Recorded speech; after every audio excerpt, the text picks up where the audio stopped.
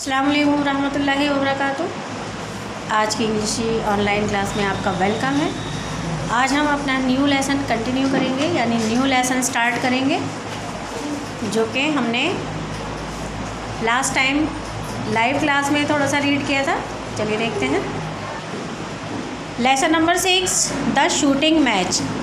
Shooting यानी कि आप शूट किसी भी चीज़ से कर सकते हैं, चाहे कैमरा से शूट कर सकते हैं, चाहे आप एरो से शूट कर सकते हैं, गन से शूट कर सकते हैं। मींस यहाँ पर शूटिंग से है, यानी किसी भी चीज़ से हमें शूट करना था। यहाँ पर एरो यानी तीर कमान का मैच है, जो कि पुराने ज़माने में यूज़ हुआ करते थे।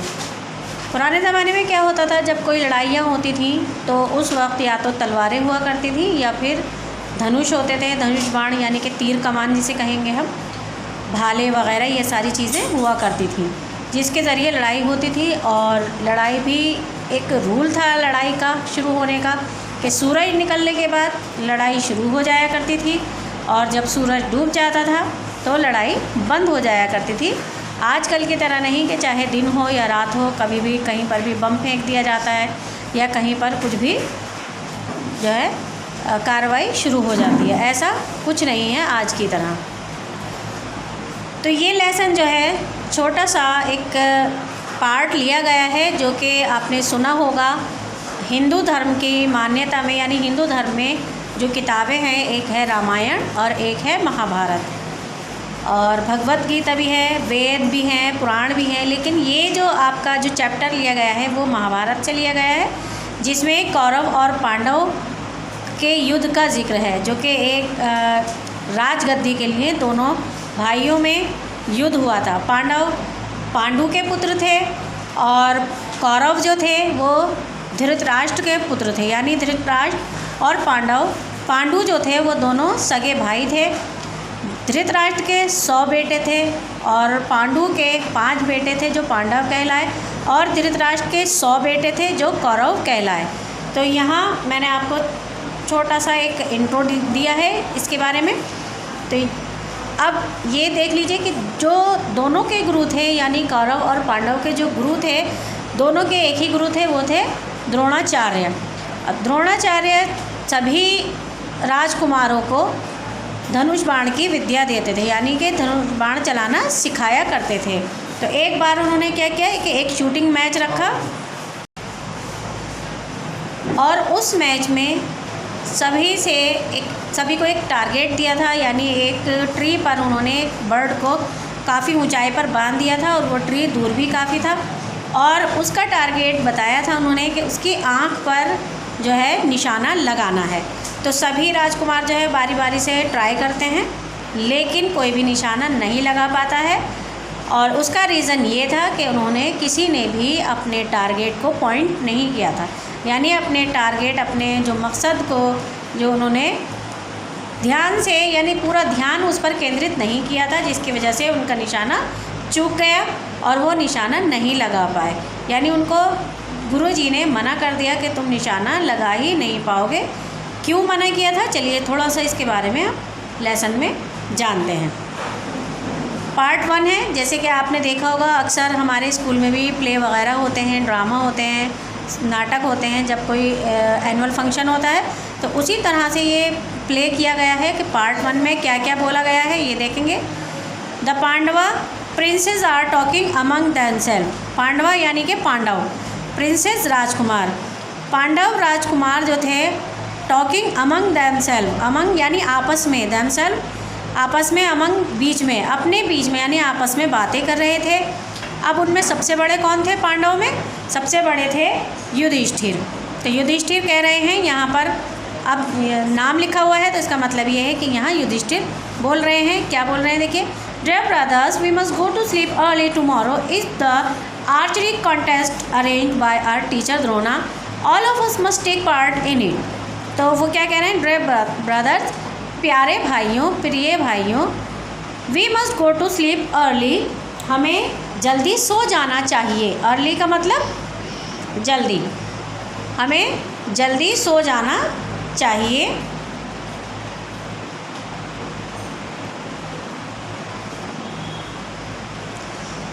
ठीक है, अर्ली यानी जल्दी, इसको अंडरलाइन कर लेंगे। Tomorrow is the archery contest arrange by our teacher Drona. Tomorrow कल, यानी आने वाला कल। कल जो है एक आर्चरी कॉन्टेस्ट है, आर्चरी मतलब धनुष बाण का, कॉन्टेस्ट है यानी कि मैच है। कॉन्टेस्ट का मतलब मैच या फिर टेस्ट, एक टेस्ट है अरेंज बाय आवर टीचर, जो कि हमारे टीचर ने अरेंज किया है। क्या नाम था टीचर का? द्रोणा, यानी Dronacharya. All of us must take part in it, हम सभी को इसमें पार्ट लेना चाहिए। नकुला, यानी कि अब नकुल कह रहा है yes the 5 of us and the 100 Kauravas cousins. Yes, हाँ, द 5 of us, हम 5, 5 of us का मतलब होता है हम 5, एंड द 100 कौरवास, और 100 कौरवा कजिन्स, जो कि उनके कजिन थे, यानी कि तायाजाद भाई थे, उनके ताए के बेटे थे। ये कह रहे हैं कि हम सभी को इसमें पार्ट लेना चाहिए। It will take a very long time.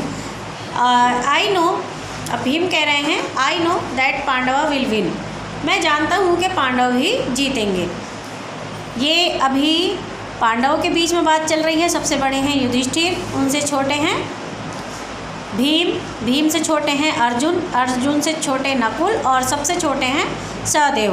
तो यहाँ पर बात चल रही है पांडवों के बीच में, यानी पांचों भाइयों के बीच में। तो कभी नकुल बोलेंगे, कभी भीम बोलेंगे, कभी सहदेव बोलेंगे, और कभी अर्जुन बोलेंगे। ठीक है, तो यहाँ पर पहले नकुल ने कहा है कि हम सभी कजिन्स और पांचों पांडवों को, भाइयों को हमें पार्ट लेना है। भीम कह रहे हैं कि मैं जानता हूँ कि पांडव ही जीतेंगे। आई नो, मैं जानता हूँ पांडवा विल विन, पांडव ही जीतेंगे। अब अर्जुन क्या बोलते हैं? अर्जुन बोल रहे हैं we are very lucky to have Dronacharya as our teacher. हम बहुत लकी हैं, लकी का मतलब खुशकिस्मत हैं, हम बहुत खुशकिस्मत हैं, भाग्यशाली हैं कि हमें द्रोणाचार्य के रूप में, टीचर के रूप में, अध्यापक के गुरु के रूप में द्रोणाचार्य मिले हैं। He has taught us the Vedas and how to be brave. उन्होंने क्या सिखाया हमें? He has taught us the Vedas, उन्होंने हमें वेदों का ज्ञान सिखाया है। मैंने अभी आपको बताया था कि हिंदू धर्म में ये सभी मान्य है कि उन्होंने हमें क्या सिखाया है? टॉट का मतलब पढ़ाया है, सिखाया है, द वेदास, वेदों के बारे में पढ़ाया है, and how to be brave and good soldiers, और हमें किस तरह से, ब्रेव का मतलब बहादुर, सोल्जर्स योद्धा, गुड अच्छे, और हमें बहादुर और अच्छा योद्धा किस प्रकार बनना है ये भी हमें उन्होंने सिखाया है। To think and act rightly as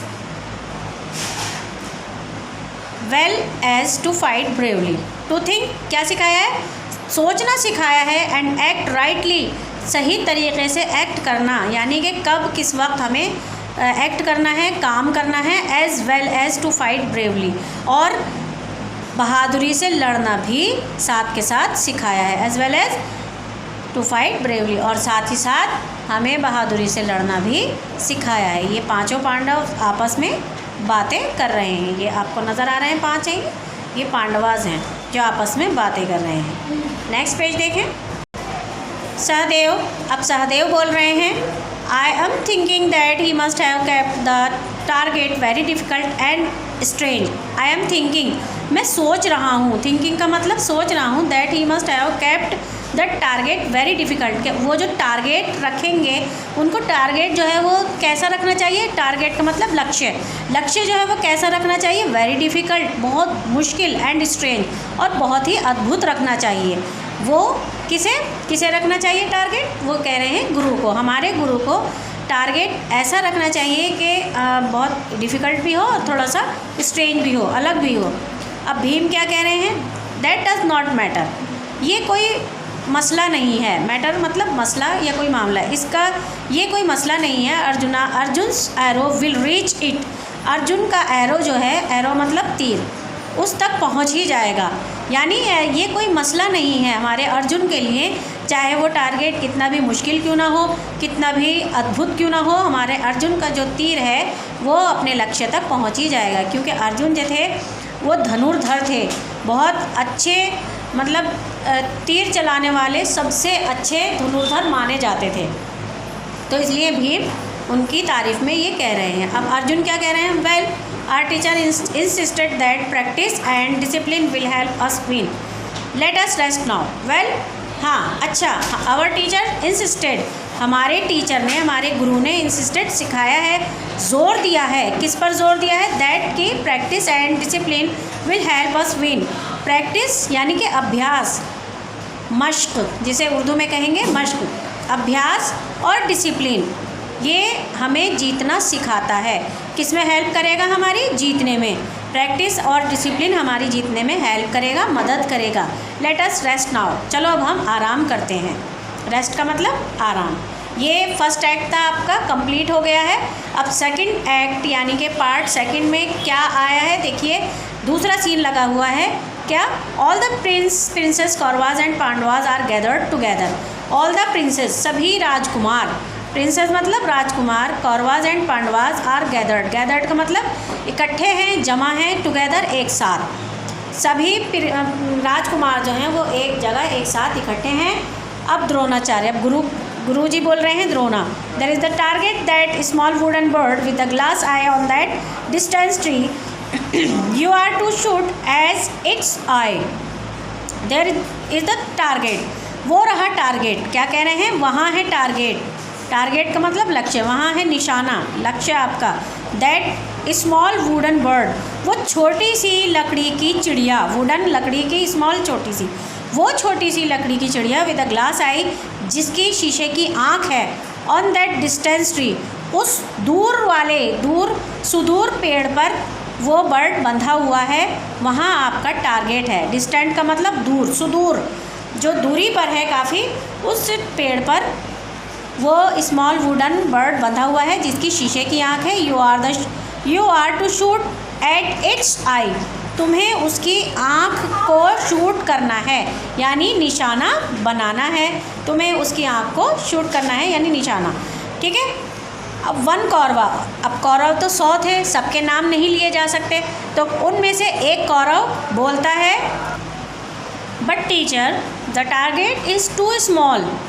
लेकिन गुरुजी, टीचर का मतलब गुरुजी, लेकिन गुरुजी टारगेट इज़ टू स्मॉल, वो जो लक्ष्य है, वो जो हमारा निशाना है वो तो बहुत छोटा है।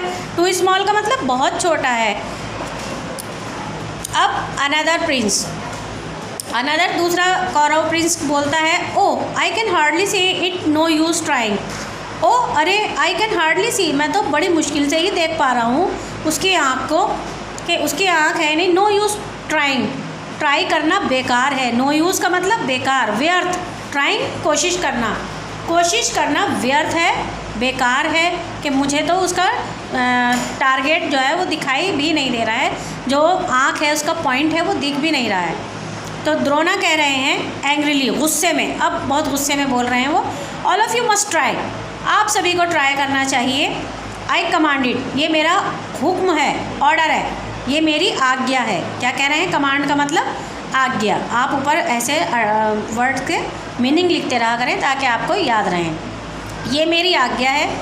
दुर्योधना, अब दुर्योधन कह रहे हैं, मैं I be the first to try. Duryodhan कौरवों में सबसे बड़े थे, तो वो कह रहे हैं कि मैं I be the first to try, क्या सबसे पहले मैं कोशिश कर सकता हूँ? मैं का मतलब आज्ञा मानना है, यानी क्या मैं सबसे पहले कोशिश कर सकता हूँ? द्रोणा कह रहे हैं, tell me what you see, everything that you see. Tell me, मुझे बताओ, व्हाट यू सी, जो तुम देख रहे हो, एवरीथिंग, हर वो चीज़, दैट यू सी, जो तुम देख रहे हो, मुझे ये बताओ हर उस चीज़ को जो तुम्हें दिखाई दे रही है। अब दुर्योधन क्या क्या कह रहे हैं? आई सी द बर्ड, मैं बर्ड देख रहा हूँ, but also the tree and my brother standing near it, but लेकिन मैं पेड़ को भी देख रहा हूँ, एंड माई ब्रदर्स, और अपने भाइयों को भी देख रहा हूँ, स्टैंडिंग नियर इट, जो उसके बराबर में, उसके पास में खड़े हैं। स्टैंडिंग खड़े हुए हैं, नियर इट उसके पास, जो उसके पास खड़े हुए हैं, मैं उन भाइयों को भी देख रहा हूँ। अब द्रोणा क्या कह रहे हैं? पुट डाउन योर बो, अपना धनुष बाण नीचे रख दो। जो बो था वो धनुष, वो कह रहे हैं अपना धनुष नीचे रख दो, पुट डाउन रख दो, योर बो अपना धनुष।